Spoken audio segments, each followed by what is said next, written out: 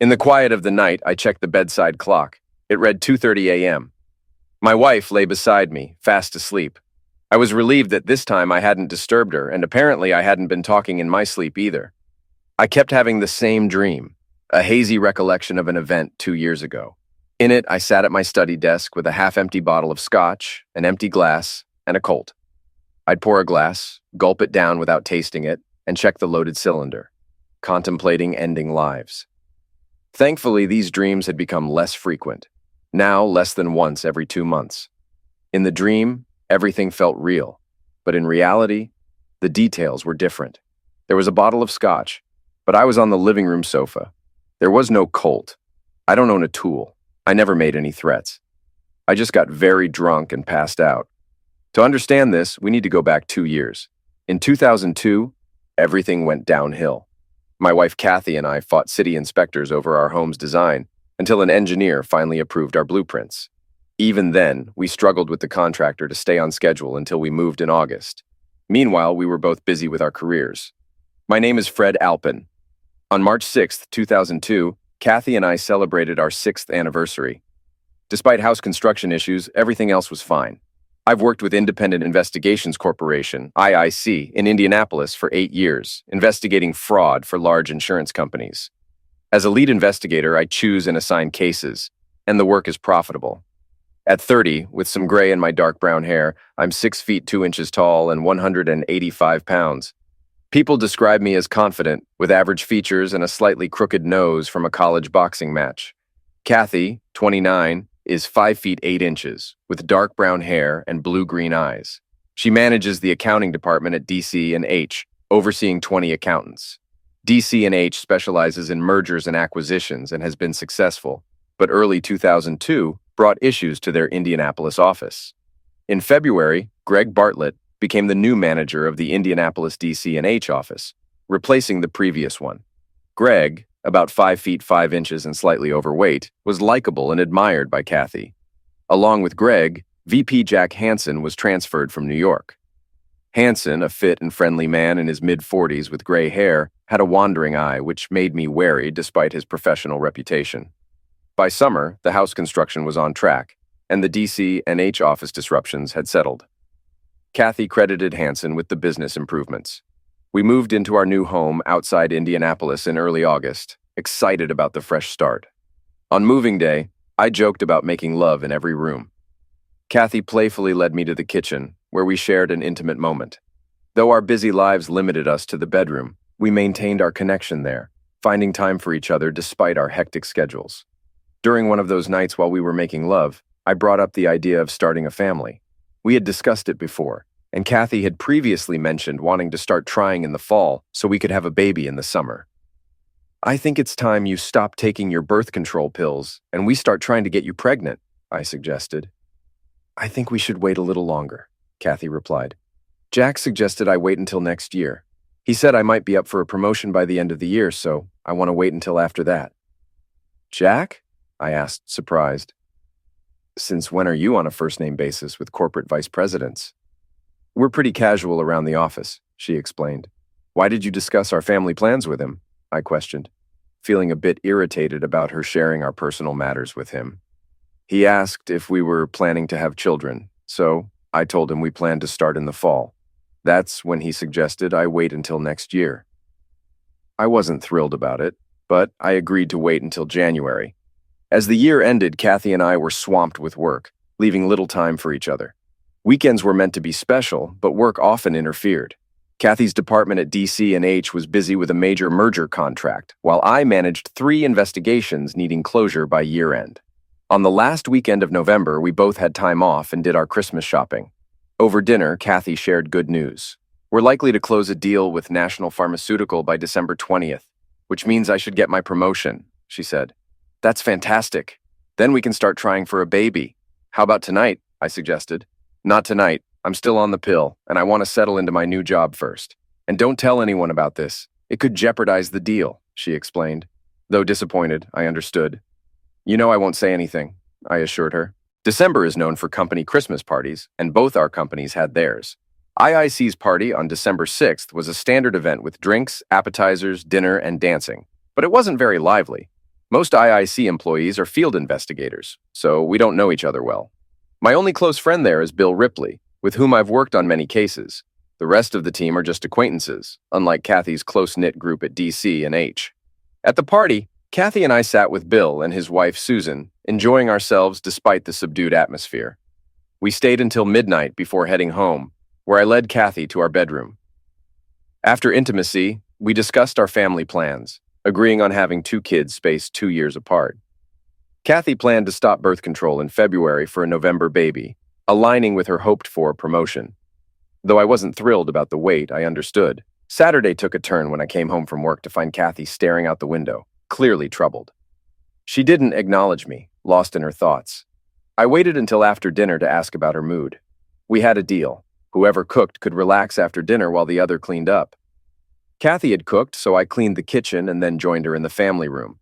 Sensing she wasn't going to bring it up, I gently started the conversation. "Kathy, what's going on? It's obvious something's bothering you," I said gently. "Is there anything I can do to help?" Kathy looked at me with sorrowful eyes. "There's a problem with the national pharmaceutical deal," she said. "Mr. Benson, their president, is making unrealistic demands. If we can't meet them, we might lose the contract. It could ruin everything for us." "It won't ruin everything. No matter what happens, we have each other.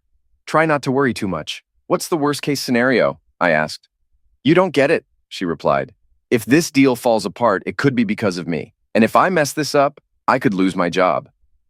"But how could it be your fault if you're not in sales?" I asked. "I can't say more. I'm not supposed to talk about it outside of DC and H. All I can tell you is that I didn't do anything wrong." "If you didn't do anything wrong, then why would you lose your job?" I pressed. "I've said too much already. I could get into trouble just for telling you this much. Please let me handle this on my own," she insisted. I wanted to say more, but the look on her face told me the conversation was over. On Sunday, I hoped Kathy would feel better, but she seemed even more down. She avoided looking at me, and any attempt at conversation was met with silence. Monday morning, I woke up early and made breakfast, but Kathy hardly touched hers. She drank her coffee quietly and headed for a shower. I cleared the snow from the driveway, and when I returned inside, Kathy was already preparing to leave for work. "Why are you leaving so early? It's only 6:30, I asked. "I have important meetings to prepare for," she replied, giving me a quick kiss as she hurried out to the garage. Monday morning, our neighborhood had its trash collection day, so I had to gather all the waste baskets and take the trash out to the curb. I brought the baskets downstairs to the kitchen and emptied them into a trash bag. While dumping the bathroom wastebasket, something fell out and disappeared. I searched for a few minutes but couldn't find it.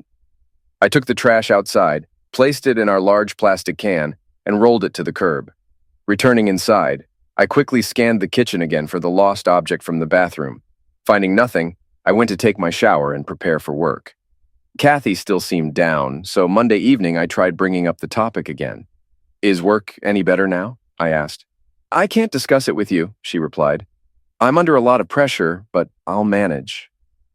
By Wednesday, Kathy began to improve.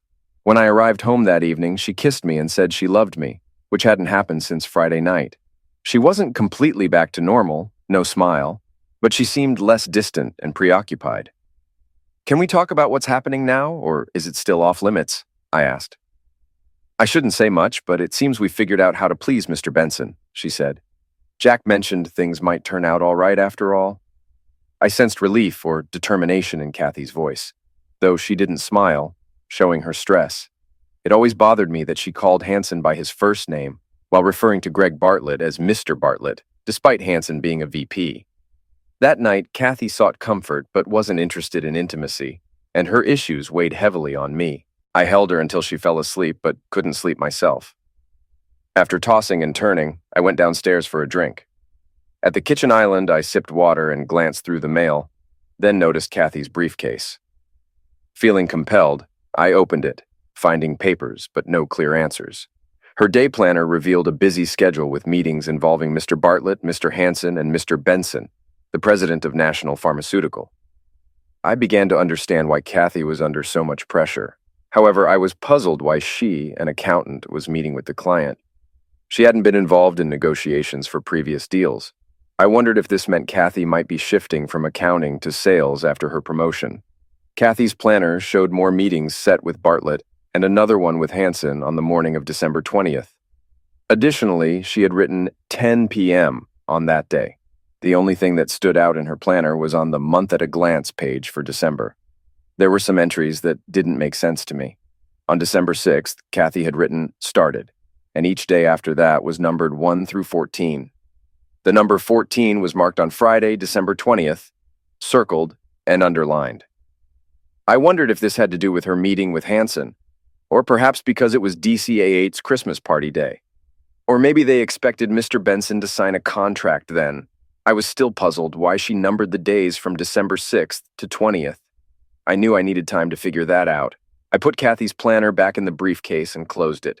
When I returned to bed, the briefcase was back on the chair where I found it. Over the next few days, Kathy's mood improved, but she remained distant.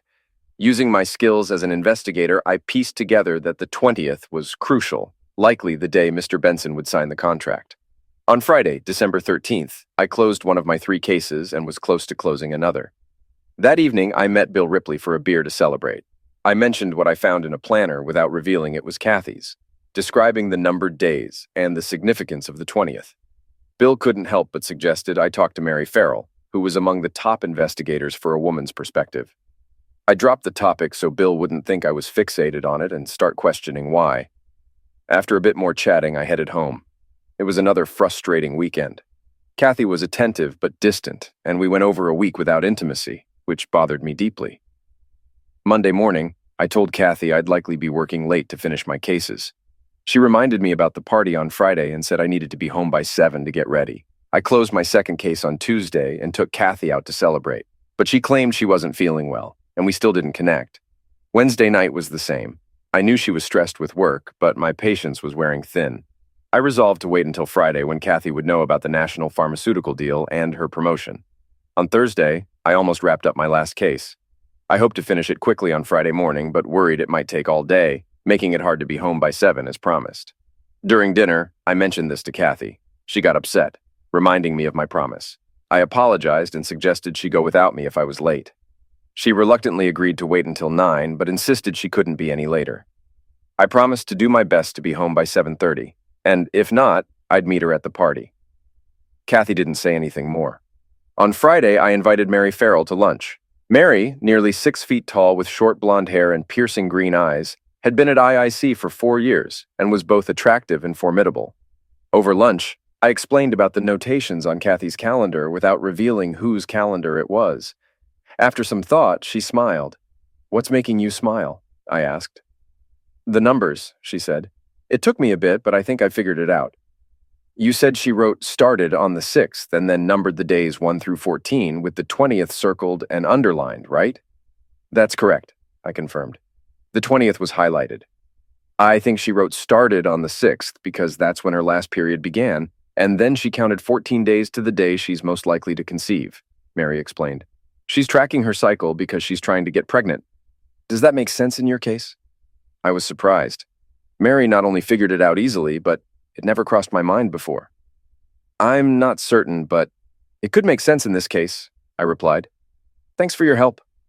"I suppose a pastrami sandwich was a fair trade for the little help I gave you," Mary chuckled. After lunch, Mary and I returned to the office. I spent the rest of the day on paperwork, puzzled by why Kathy was tracking her menstrual cycle. She wasn't planning to stop her birth control, so it seemed odd. A tight feeling grew in my gut as fragments of information didn't add up. From my training, I knew the importance of patience and gathering all facts before drawing conclusions. Acting hastily could have serious consequences, and patience had always been a virtue of mine.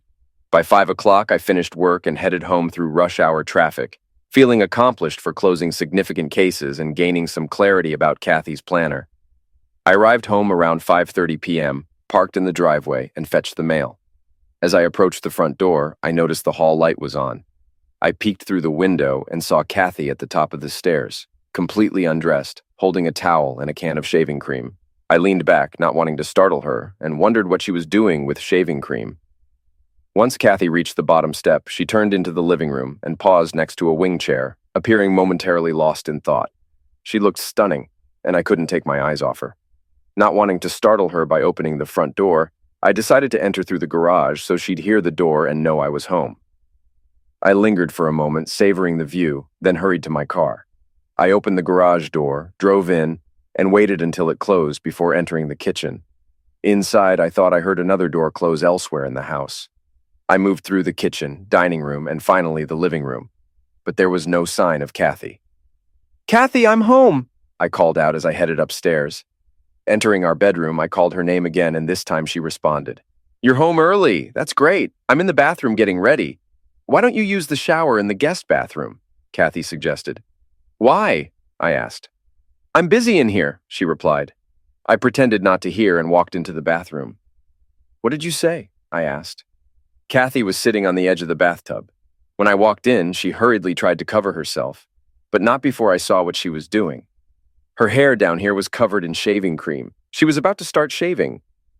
"It was supposed to be a surprise," she explained. "A surprise for who?" I questioned. "For you, of course. I wanted to surprise you when we got home from the party tonight," Kathy said. "Did I ever tell you I wanted you to shave down there?" I asked. "No, but I thought that—" "I don't recall you ever mentioning wanting to do this," I interrupted. "Where did you get the idea that I wanted you to shave?" "I've never said anything like that," I told her firmly. Kathy struggled to find an answer, and I could feel my anger rising. "I thought it might be something new. A lot of women are doing it these days, and I thought you might like it," she explained. "Don't you think we should have talked about this first to see how I feel?" I asked. "Maybe, but it's not a big deal. It's my body, and if I want to shave, it's my decision. It'll grow back if we don't like it," she reasoned. Her point made sense, but I wasn't ready to give in. There was more to this than just her wanting to shave. "Don't do it now," I insisted. "Let's discuss it later. If it's that important to you, you can shave tomorrow." Kathy's expression showed not just anger, but also fear. I understood the anger directed at me, but her fear puzzled me. "I'm ready to do it now, so why should I wait?" she demanded. "Because your husband is asking you to wait," I replied. "I don't want you to shave. I don't want to feel like I'm with a child. Why is it so urgent that you do it now?" I was all set to do it, and I want to do it now. It's my body, and if I want to shave, I will, she asserted. "Fine, go ahead and shave, but if you do, you'll have to go to the party alone," I stated firmly, turning to leave the bathroom. "Why are you being so unfair? It's something I want to do, so why are you making such a big deal out of it?" Kathy pleaded. "I'm making a big deal because I don't think you're being honest about why you want to shave. You know I like your hair, so I know this isn't about me. If you can't tell me the truth, then I won't discuss this any further. You can leave it alone and we'll go to the party together, or you can shave and go alone. It's up to you." Kathy gave me a moody look as she set down the razor and got into the shower. After she finished, I showered and then relaxed in my bathrobe, sipping a beer while she did her makeup. She remained silent, clearly angry, so I avoided conversation to prevent further tension. Instead, I discreetly watched her dress provocatively, suspecting it wasn't for my benefit, but perhaps to provoke jealousy or for someone else. Kathy put on black thigh-high stockings, seemingly unaware of my gaze. She then slipped into a black cocktail dress, heading to the bathroom to fix her hair. When she finally stood before me, my anger softened, but I resisted, fully letting it go, unsure of what the night would bring. At 7:30, I asked if she was ready. We drove silently for the first 15 minutes before Kathy finally spoke up. "I'm sorry about the shaving thing," Kathy said. "I thought it was a good idea at the time, and I got nervous about tonight. I guess I snapped when you gave me a hard time." "No worries," I replied. "We can talk about it over the weekend. Let's just try to have fun tonight." I was trying to lighten the mood a bit. The party was catered at the company's offices in a large first-floor classroom. As soon as Kathy and I arrived, Hanson greeted us and pulled Kathy aside. I watched them closely, feeling my tension rise. Kathy nodded and shook her head during their conversation, which seemed to upset Hanson. He smiled and suggested something to her, and although she didn't look pleased, she nodded. When Kathy returned, she said the national pharmaceutical deal was closing that night, with a meeting at 10 o'clock with Jack and Mr. Bartlett. If it went well, she'd get her promotion.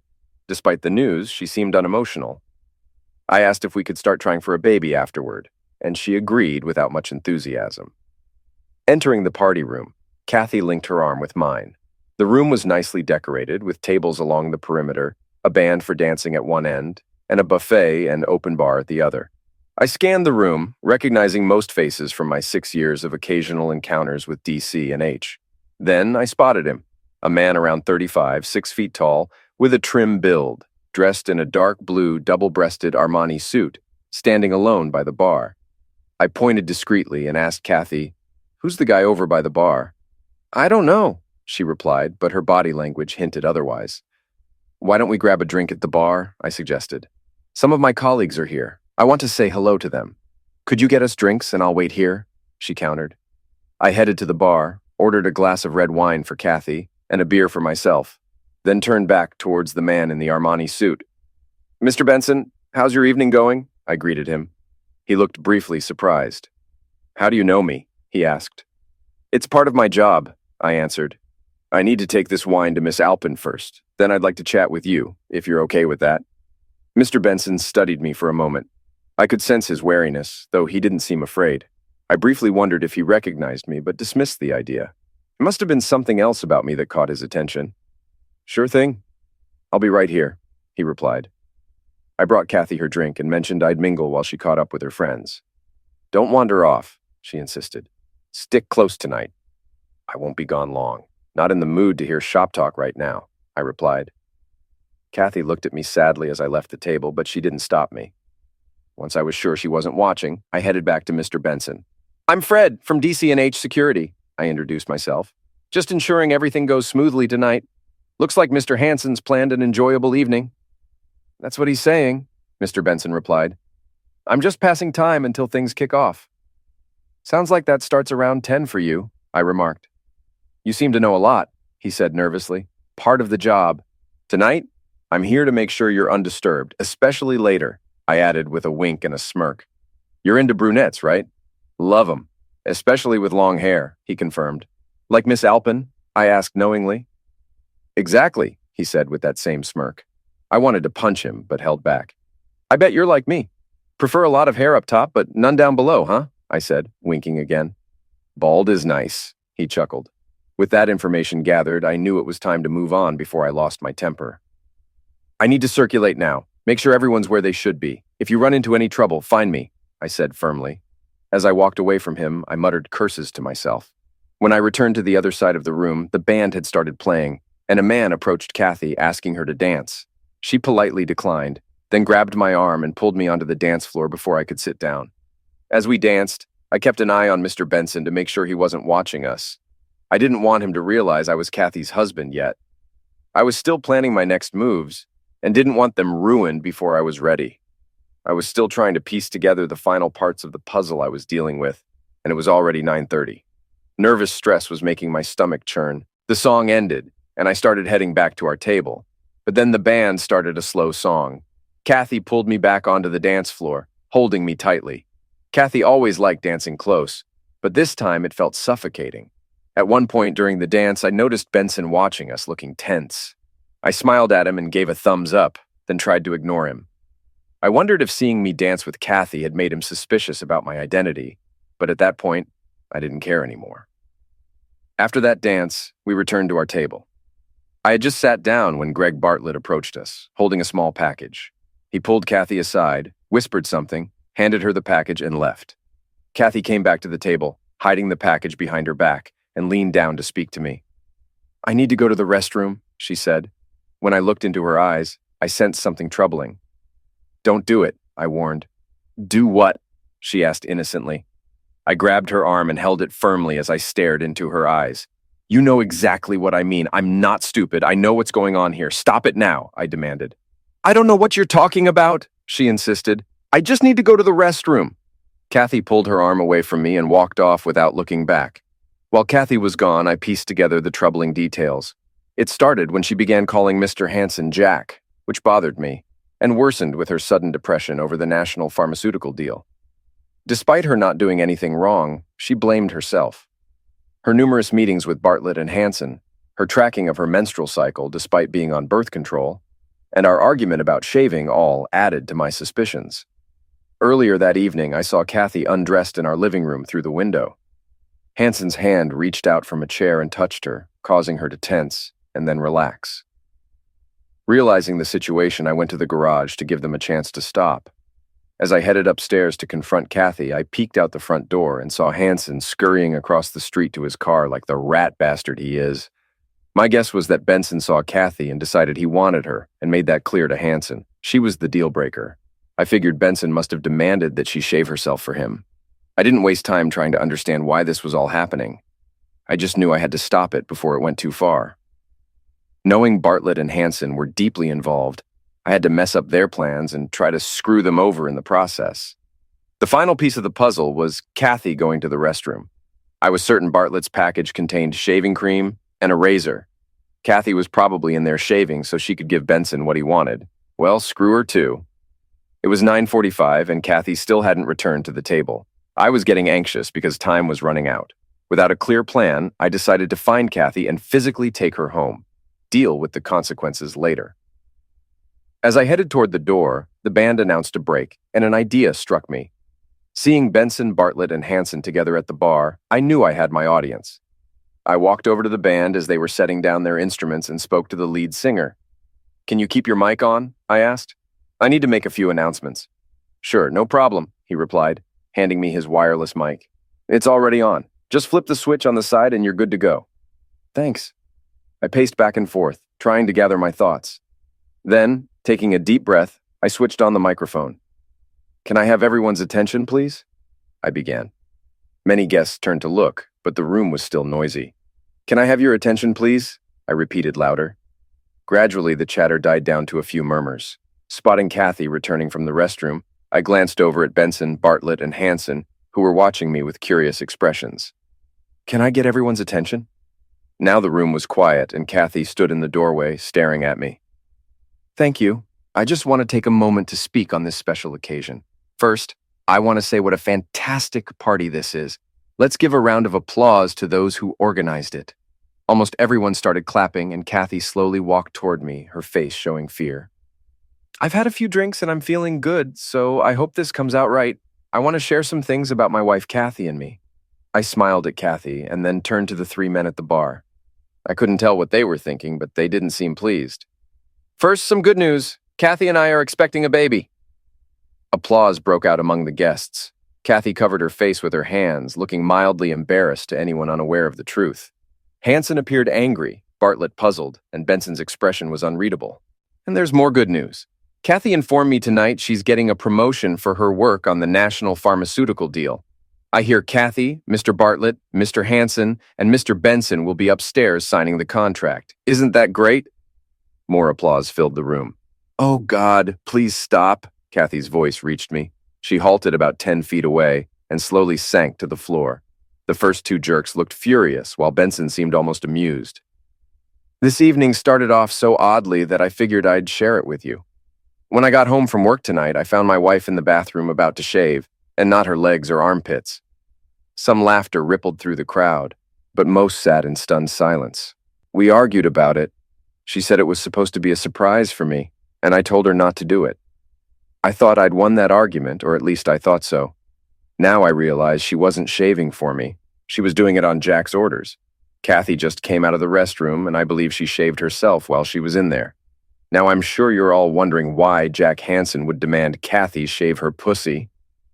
An audible gasp echoed through the room. Kathy was now lying on the floor crying, and most guests stared at me as if witnessing a disaster unfold. Now there were only two jerks left. It seemed Benson had bolted. Hanson's face burned red and he trembled. Bartlett strode toward me as if he thought he could make me stop. "Kathy shaved because she was supposed to be a gift to Mr. Benson tonight, and he wanted her shaved. Apparently, your company's management thinks it's good business to encourage employees to sleep with potential clients to secure contracts, even if it wrecks a marriage." Bartlett was now right in front of me, trying to wrest the microphone away. I yanked it out of his grasp and switched it off. "Listen, jerk, you try grabbing this mic again and I'll drop you like a sack of bricks. Actually, come to think of it, I might do that anyway." Bartlett stepped back from me and glanced at Hanson. While they exchanged looks, I switched the microphone back on. "Lastly, this is for Bartlett and Hanson.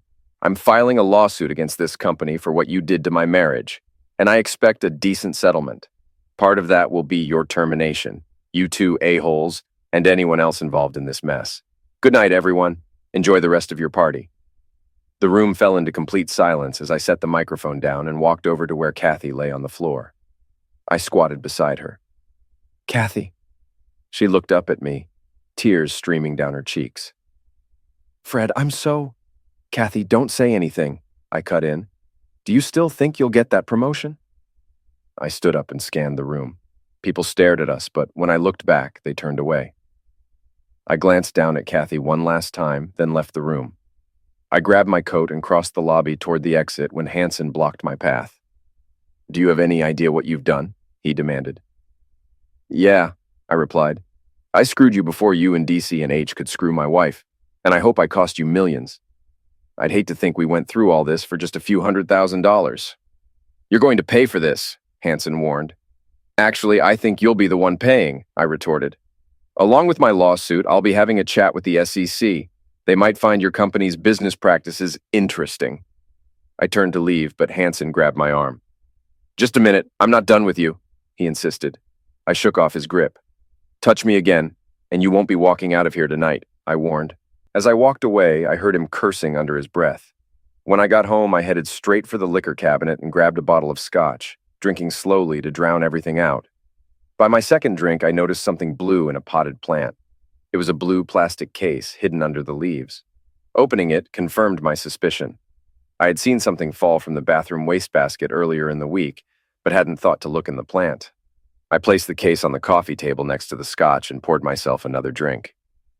It's completely full, I muttered, staring at the contents. After more drinks, I woke up Saturday morning on the sofa, the scotch bottle nearly empty. My head throbbed and my mouth tasted awful. Dizzy and with a protesting stomach, I started the coffee maker and took a shower.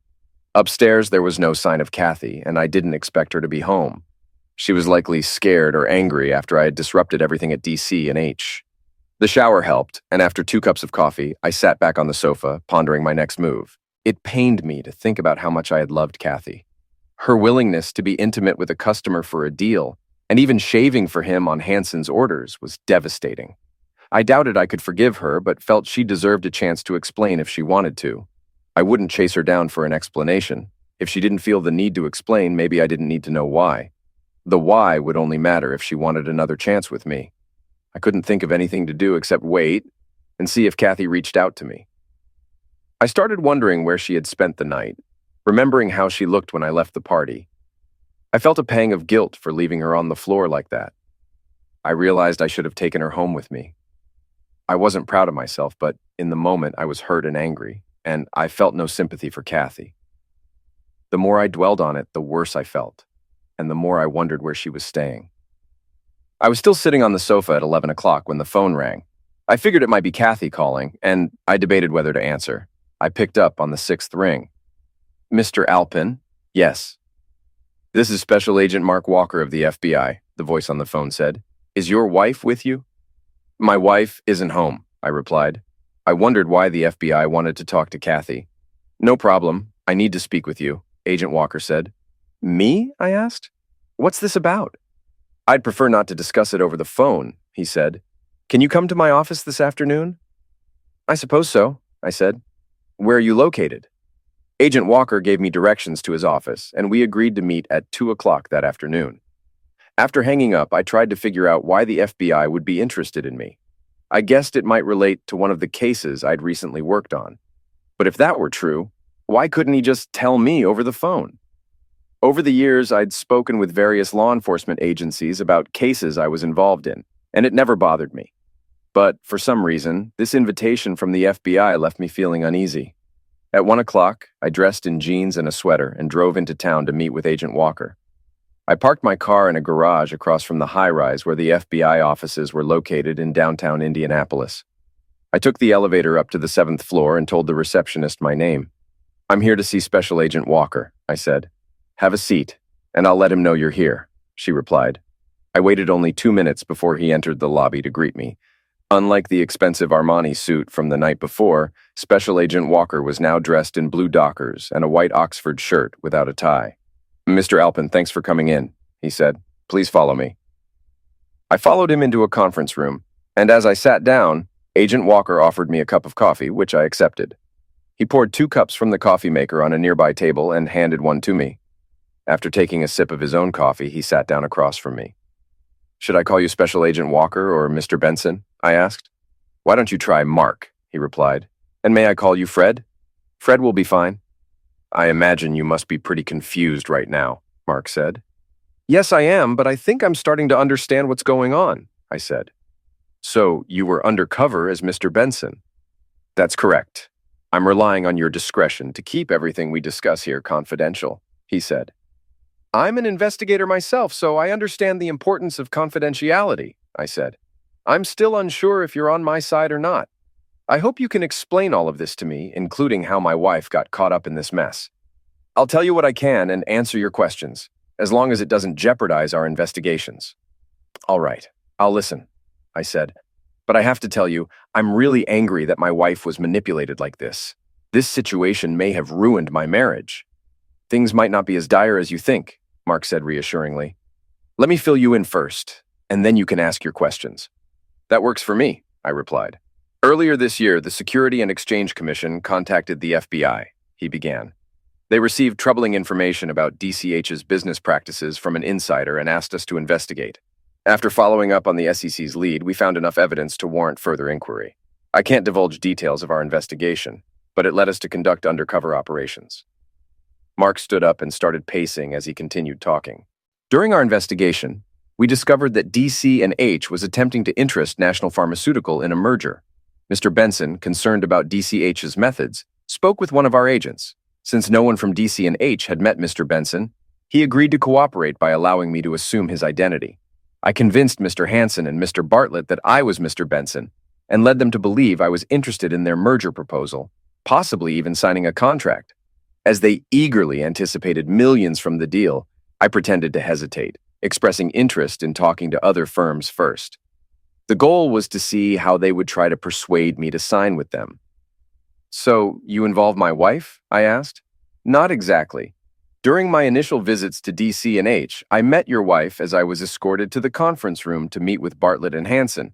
I mentioned to Hansen that I wanted to speak with Mrs. Alpin. His response was, "She's quite attractive, isn't she?" I agreed, but that wasn't my reason for wanting to talk to her. Why did you want to talk to her? I inquired. I told Hansen that because Kathy was head of the accounting department, I wanted to discuss the financial health of the company I was supposedly planning to merge with. The real reason was that your wife had alerted the SEC about how DC&H was conducting business. So, Kathy knew you were working undercover for the FBI? I asked. No, she didn't. I couldn't tell her, Mark replied. The information she provided to the SEC implicated people higher up in the company than Bartlett and Hansen. She implicated the company president and the CEO. Given that my mission was to investigate Bartlett and Hansen, I couldn't be sure she wouldn't expose me to protect them. So, Kathy blew the whistle on the company executives. I didn't know what that meant for me. If she didn't know Benson was a fake, was she planning to have closeness with him at the party? I had questions for Mark, but I decided to wait until he finished to see if he would provide any answers in his explanation.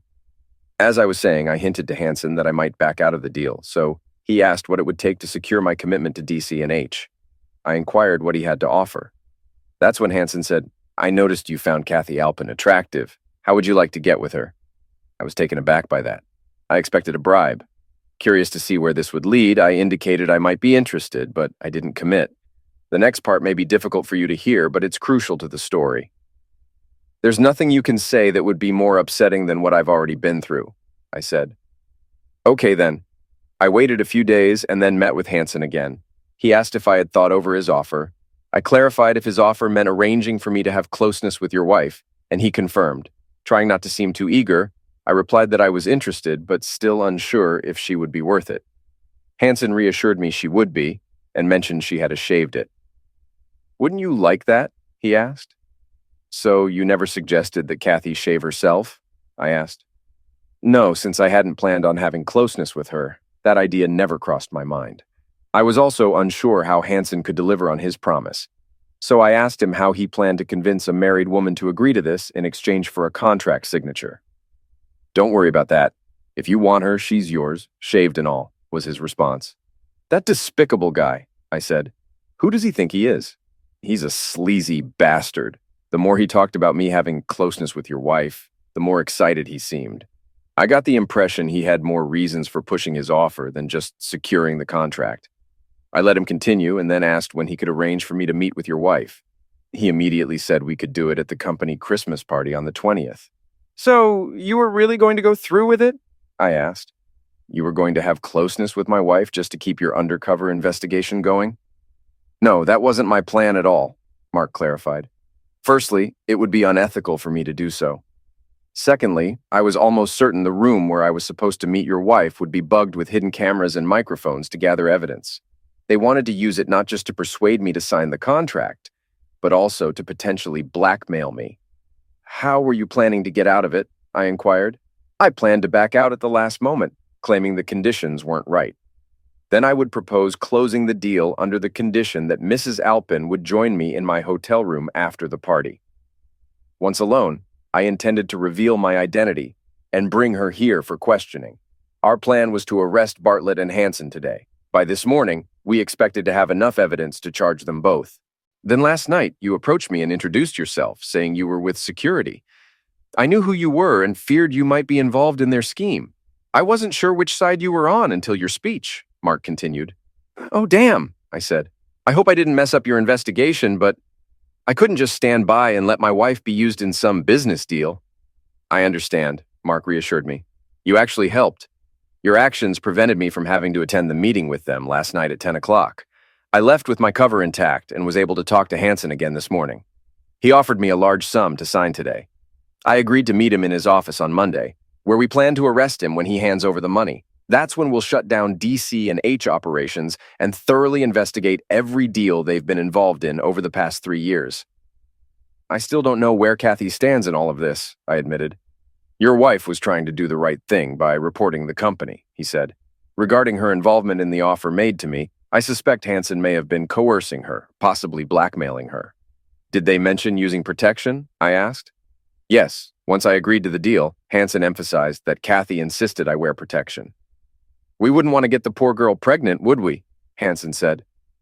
Now I knew I needed to find Kathy. I wanted to hear her side of the story. She wasn't entirely innocent in this mess, but there were circumstances that might explain her actions. That's about all I can share for now, Mark said. Do you have any other questions? Not at the moment. Good. Again, please remember not to discuss any of this investigation with anyone. Also, I advise you not to tell your wife anything yet. Wait until we have Bartlett and Hansen under indictment before you reveal that this was all an FBI sting operation. That should only be a couple of days from now. We'll want to speak with her then anyway. I agreed to keep quiet about the investigation. Mark told me he would call when it was okay to tell Kathy about the FBI sting. He also mentioned they might want to depose me to get my side of the story.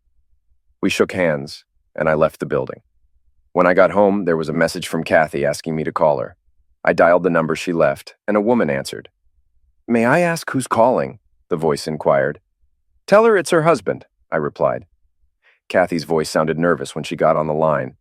Where have you been? She asked. I've been trying to reach you all day. Not all day, I corrected her. I was home until 1 o'clock this afternoon. Oh, that's about when I started calling you then? I wasn't going to make it easy for her. She needed to prove she was ready to explain herself, so I stayed quiet. Fred, can I come home? She asked. This is your home, isn't it? I replied. You should be here now. I'll be there in an hour. Okay, I said, then hung up. I checked the clock. It was already 5 o'clock. I decided to have dinner ready when she arrived, so we could talk afterward. I started cooking and then went upstairs to prepare for what I anticipated would be our conversation.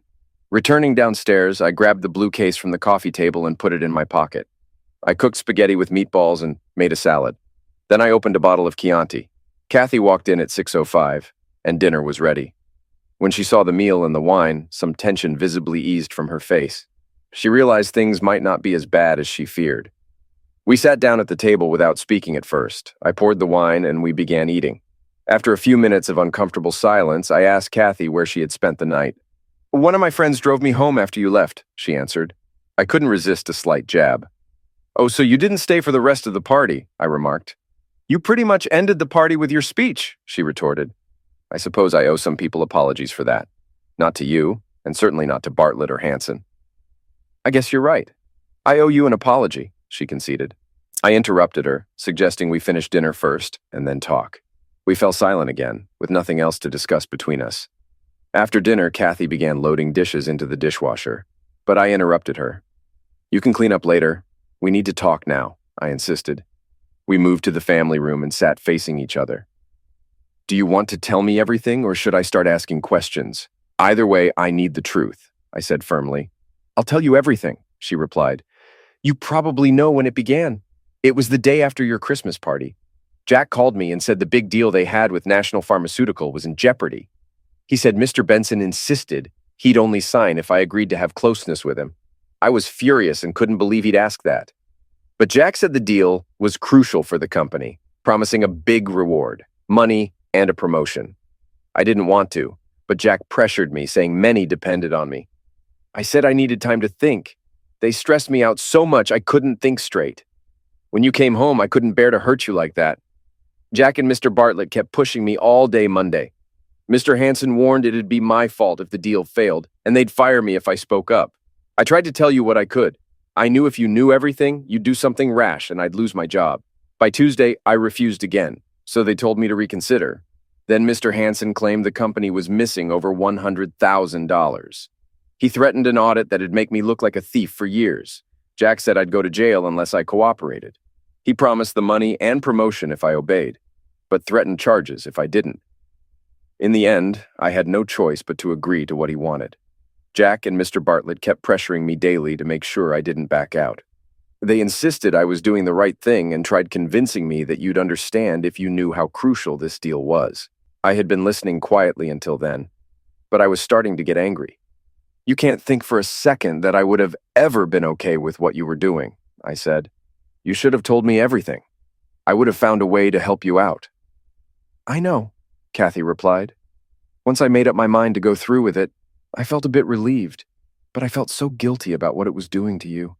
You have to understand, I was terrified of going to jail. I felt like I had to take the risk. On Friday, Jack called me into his office and said Mr. Benson wanted me to shave all my hair off. I told him I couldn't do that because you would be upset, but he said it was non-negotiable. If I didn't shave, Mr. Benson would walk away from the deal. Jack told me to do it before the party without letting you see, and later, I was supposed to tell you it was a surprise. He said if you got angry, all I had to do was apologize and let it grow back. The problem was, you came home earlier than expected and caught me getting ready to shave. So, was I right? I asked. Did you shave in the restroom at the party? Kathy looked down at her hands. Yes. Mr. Bartlett sent someone to buy a razor and shaving cream, and I went into the restroom and did it. When I came back to the party, I saw you with the microphone trying to get everyone's attention. I was so scared. I had no idea what you were doing, and I didn't know if there was any way I could stop you. I couldn't believe you said I was pregnant. I didn't say you were pregnant, I clarified. I said we were planning to have a baby. We had discussed this, right? Well, yes, but what? Are we going to start a family or not? I asked. Yes, we are. I'll stop taking my birth control pills tomorrow, and then we can begin. One more thing. Did you tell Benson he had to use a protection? Jack said he would make sure Benson used a protection, she replied. I'm glad he did because I hadn't thought about it. I was so stressed that I wasn't thinking clearly. Then you gave your speech, which pretty much ended my career at DC&H and likely killed the deal with National Pharmaceutical. So what you're saying is Bartlett and Hansen pressured and blackmailed you into agreeing to have intimacy with Benson to close a business deal. They also insisted you shave yourself, but I messed things up by catching you in the act. Despite me telling you not to, you still went ahead and shaved. In the end, the only reason you didn't sleep with Benson is because my speech ruined everything. Is that about right? Yes, but I don't blame you for what you did. I understand your reaction, she said. Oh, good. So you forgive me for trying to stop my wife from sleeping with another man, I said sarcastically. That's not what I meant. I know you had every right to react the way you did, and I shouldn't be upset with you. I'm upset with myself. I should have been honest with you from the start. Do you think you can ever forgive me? Kathy asked. That depends, I replied. Is that everything? Have you told me all I need to know about what's been going on? Yes, I've told you everything. I love you, and I can't bear the thought of losing you because of this mess I got myself into, Kathy said. Well, things don't look as bad as they did at first, I said, watching Kathy's smile slowly return. I just have a couple of questions I need answers to, and then maybe we can move past this. Okay, what questions? I could hear the relief in her voice. I took the blue case out of my pocket and tossed it onto the coffee table. I found this in the trash the other day and it's full. You threw away all your birth control pills last week, but you didn't tell me and even tried to make me believe you were still taking them. Just 5 minutes ago, you said you'd stop taking them tomorrow. Can you explain that to me?" Kathy looked like I had hit her. Her mouth opened a few times, but no words came out. When she finally spoke, I could tell she was lying. "You're right, I stopped taking my pills," she admitted. "I planned to let you get me pregnant and then surprise you. I knew how much you wanted to start a family, so I thought it would be a nice surprise when I told you. That plan would have only worked if we were actually having closeness, but we haven't since the day before you stopped taking your pills," I pointed out. "I was just so upset about what Mr. Bartlett and Jack wanted me to do that I wasn't in the mood for it during that time," Kathy explained. "Were you aware that last night was the most fertile night of your cycle?" I asked. That question seemed to stun her again. "No, I wasn't aware of that. I had too much on my mind to think about it," she said. "It just strikes me as odd that you were planning to have intimacy with Benson last night, which happened to be in the middle of your menstrual cycle, and it never occurred to you to insist on using protection. But Jack thought to require it," I pointed out. "What are you trying to say?" she asked. "That I knowingly risked getting pregnant?" "I would never do that," she insisted, clearly shaken. I could see Kathy was deeply upset. I decided to stop playing games. "One more question, Kathy," I began. "How long have you been involved with Hanson?" "What?" was all she managed to say. "No more lies. I know you were tracking your cycle and marked last night on your planner. I know Hanson insisted Benson use protection, and since we weren't intimate, Hanson is the only one left. He wanted to get you pregnant, didn't he?" I looked at Kathy. Tears streamed down her face, and she didn't try to answer. "It was Hanson who wanted you to shave, not Benson. And you did it despite me telling you not to. It shows he has more influence over you than I do. And in case you think I'm guessing, last night when I came home, I looked in and saw you without clothes in the living room with Hanson touching you intimately. He kissed your stomach the way a man kisses a woman he wants to have a baby with. Did you think I'd be so naive to believe it could be mine? Or were you planning to leave me from the start? You spent last night with him, didn't you?" Kathy cried loudly as I stood up and left the room. When I returned to the kitchen with my suitcase, Kathy looked up at me. Seeing what I was doing, she jumped out of her chair and ran to me. "Please don't leave me. I love you. I don't love Jack. I told you he blackmailed me. I had no choice but to do what he asked." "Why didn't you just keep taking your birth control pills and lie to Jack about it? You had no problem lying to me. Honestly, I'd trust what you tell that rat bastard more than anything you've told me lately," I replied. "By the way, I forgot to mention that last night while I was watching you and that a-hole. I heard you say I love you to him. So where does that leave me?" "I don't love him. If I'm pregnant, I'll have a termination. I love you. Please, you have to believe me," she begged. "No, I don't. And as for the baby, don't abort it just because of me." Kathy collapsed on the floor, crying. When I glanced back from the garage door, she looked as devastated as she did when I left her at the party the night before. I felt no love for her anymore, only disgust. Leaving the house we worked so hard to build was hard, but it held no happy memories for me. Thankfully, we hadn't lived there long enough to form those memories. It's been over 2 years since I walked out on Kathy. After leaving her, I moved into a furnished apartment and tried to start fresh. That's when the nightmares began. Unhappy with my job, I quit and headed to California. Once settled, I started my own insurance investigation company. I reached out to Bill Ripley, who became my partner 2 months later. He mentioned that Mary Farrell wanted to join us when she heard we were starting our own firm. Mary moved out here 14 months ago, and 2 months later, we started dating. After 3 months, we decided to move in together. I was surprised at how quickly I fell in love again. While I wasn't rushing into marriage, I enjoyed having someone special to share my life with. I've kept in touch with my friends in Indianapolis through several contacts, including Special Agent Mark Walker. It turned out that Kathy had exposed the company president and CEO at Jack Hanson's urging. Hanson hoped this would expose their shady dealings and lead to their dismissal by the board of directors. He assumed he would then become the company president of DC and H. It seems Kathy wasn't lying when she said she didn't love Hanson. She was manipulating him because he was infatuated with her, believing he could win her over to get what he wanted. After I left, Hanson tried for over a month to impregnate Kathy, but failed. It was later discovered he was sterile. His wife learned of his affair with Kathy and divorced him. Hanson was sentenced to 5 years in federal prison for his actions at DC, and H. Bartlett also received jail time, serving a minimum of 2 years at a federal minimum security prison. Kathy was fired from DC&H, and shortly after, the company underwent reorganization before being bought out by a larger consulting firm. The last I heard, Kathy was teaching accounting at a community college just outside Columbus, Ohio. I try not to dwell on Kathy. The pain is still too fresh to reminisce about the good times we shared. I don't miss her, which is a relief. Mary has filled the gap Kathy left in my life, which is why I married her. Now I sit here looking down at Mary, wondering if I should wake her up. Not to mention the dream I had again, but to tell her I love her. Last night, Mary mentioned that whenever I'm ready for a baby, all I have to do is ask. "But you better order early because delivery takes 9 months," Mary joked. I'm considering placing my request tomorrow. By the way, if you were wondering about DC&H, you were right if you guessed Dewey, Cheatham, and Howe.